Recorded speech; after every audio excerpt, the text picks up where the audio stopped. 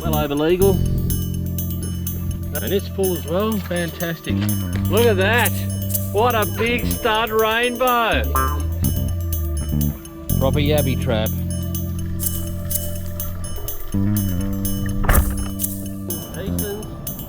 Catching lobsters by hand is great fun, but it's not that hard to do.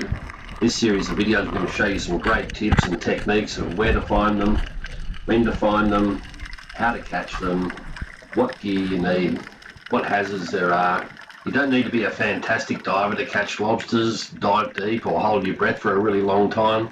In this first video we're going to go over the basic technique of catching a lobster, where to find them, when to find them, the gear that you'll need and some of the hazards. Let's start with the gear that you need to catch lobsters. The great thing with lobster diving is that you don't need to spend a great deal of money to get into this sport. In fact, it's probably the cheapest form of diving that you can do. Use Paul fully kitted up for a lobster dive.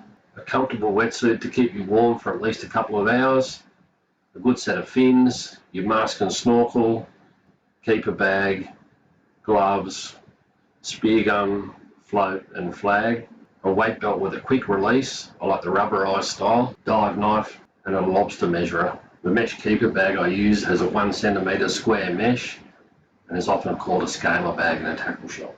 Here's the quick release weight belt that I like to use. The orange Rock Lobster Measurer is issued by New South Wales Fisheries, and my oversized measurer on the right, the silver one, is what I use to make sure when I'm measuring big lobsters to stay under the maximum size. I use these cheap $5 Reject Shop gloves for diving. They're cut resistant and they give you great grip on lobsters. The trade-off of better grip is less protection from sea urchins. You have to decide what's more important to you and where you're actually diving. If you do a lot of lobster diving, you'll go through a lot of gloves, so cheap is better. Now we're going to have a look at the basic anatomy of a lobster and where to grab them, as lobsters, like lizards, will shed parts of their body to try and escape from you. This grip you can see is straight around the horns, which is your best. Lobsters can't easily shed their horns, their head obviously, their tail, or their tail fan. So these are all great places to grip a lobster. The bits that will come off if you grab them are the antenna, the legs, the second antenna. Lobsters have eyes and they can see you quite well from in front and to the side, but they can't see you from behind. Lobsters have sensitive antennae and they wave them around in an effort to feel what's going on around them. Here we've scouted out a good ledge that's got plenty of lobsters along it. Chris is going to go down and have the first crack. Use the spear gun to mark the top of the crack so that you don't lose track of where they are. If you leave the gun loaded, make sure it's not pointed to you and make sure there's not too much surge that could cause the gun to come down and face towards anybody. Chris has taken his time. This lobster can't go anywhere. The only mistake you can make is really rushing it. So he's gone straight in hard, hands around the horns, pulled it out. Especially when you're starting off, I'd recommend you grab it with both hands once you've got hold of the horns. Anyway, Chris is pretty experienced, so hopefully you won't let go of this one. Lobsters will often just play possum and sit in your hand nice and easily. Then they'll suddenly do a great big kick like that one did just then. And if you're not careful, that's when that lobster can easily get away from you. Here we are on another little bit deeper ledge, using the gun to mark the spot. It's very easy to lose track of these ledges, especially once you've caught one lobster. You might drift off it while you're putting it in your keeper bag, and then it can be quite hard to find where you were. Note Chris is going to roll over on his back here. This actually extends your arm reach into the crack. So once you get a bit comfortable with doing that, it becomes second nature, but it'll certainly give you a little bit more reach into the crack. Now here he's grabbed hold of a lobster. I've been a little bit casual. Suddenly the lobster's done a big kick and off it goes. And I've had to sprint across the bottom and try and chase it down, which fortunately I was able to do. But here you can see the lobster just trying to get away. Be careful sprinting across the bottom chasing lobsters like this. It's easy to run out of oxygen. You've got to make sure that you can get safely back to the surface. Lobster diving is much better working as a team. Not only safer, but a lot more productive. You're trying to kill me! Get out! Bloody hell! That was a decent! And it's more back this way in the other ledge. This shows you why you have to look in every little crack and crevice, because here's a lobster that's pretty well hidden, but it's not a particularly deep hole. So you'll be able to see the antenna, and then Paul's going to come down and have a grab. Keep a look out for the two antennae tucked up in this hole. You'll notice the antenna forms a straight line. There's not too many straight lines out there in nature, so that's something you need to get your eye tuned in for. It'll really help you find lobsters. Paul uses his hand to block the hole, which is the only exit for this lobster. Then he makes a decisive move to grab the lobster, grabs around the head, puts his other hand on it, doesn't want to lose this lobster. There you go. There's a nice average size Eastern lobster in the hand. Good work, mate. Good work.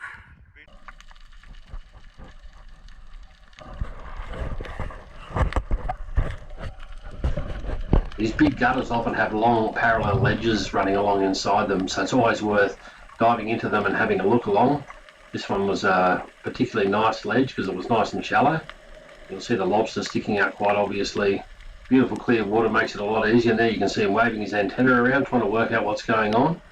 And it's not going to be a particularly difficult capture because he's got nowhere to go. As long as I pin him in there, do a firm grab on him, get a good hold of him before I pull him out to make sure I've got him secure. And that's it. There's a nice capture. Have a look at how hard this lobster kicks suddenly out of the blue. And this is certainly a place where you can lose a lobster. You put all the hard work in, done everything right, and then the lobster goes crazy and gets away from you. Not this time. Wow, that's very nice. How easy was that? Here's a common type of lobster crack you'll find on the north coast of New South Wales. Lots of plate coral around. This crack was absolutely loaded with greys. Here you can see a really big oversize crawling around that you're not going to be able to take home. So I'm going to take a good legal size out of this hole first, because the oversize is nice for pictures and video, but no good for taking home.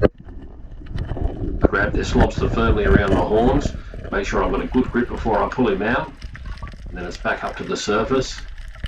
The next job is to get your lobster securely into the keeper bag. So you have your keeper bag never tied onto your weight belt, because it can get caught up on the reef and you want it to pull out rather than trap you down there. So put your keeper bag out from your weight belt, like so.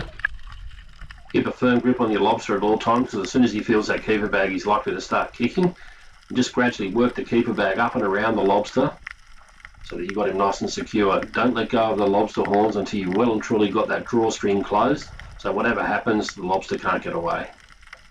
Shaking the keeper bag and pushing the lobster around, you can usually get him to go down to the bottom of the bag, which is what you want. There you go, got him right down at the bottom. Now you're ready to tuck it back up under your weight belt and go for your next lobster. Here's the same crack that we've already pulled the lobster out of. As you can see, once you've taken one lobster out, all the other lobsters will start to think about bailing out of there. So this guy's seen me coming down and back into the hole, but you've got to be quick, and this is another good reason why you use teamwork and both of you work the hole, because it'll help to keep the lobsters back in the hole so that you can get your bag limit. I've grabbed this lobster right around the head, which is another good place to hold them, and you can see these gloves give you a lot of excellent grip. Eastern Rock Lobsters will normally stay in their hole, but this is a particularly shallow ledge, and this guy's had a really good close-up look at me. As you can see from the next clip, he doesn't want to hang around. So I really probably should have grabbed him right here. As I dive back down, I'm greeted with the sight of this lobster bailing out of the hole, and he's going to make a run for it. So off he goes, swimming backwards. Luckily he hasn't gone too far. He's backed himself into another ledge so I can still get hold of him. You can see how easily that lobster could disappear, especially if the water was dirty.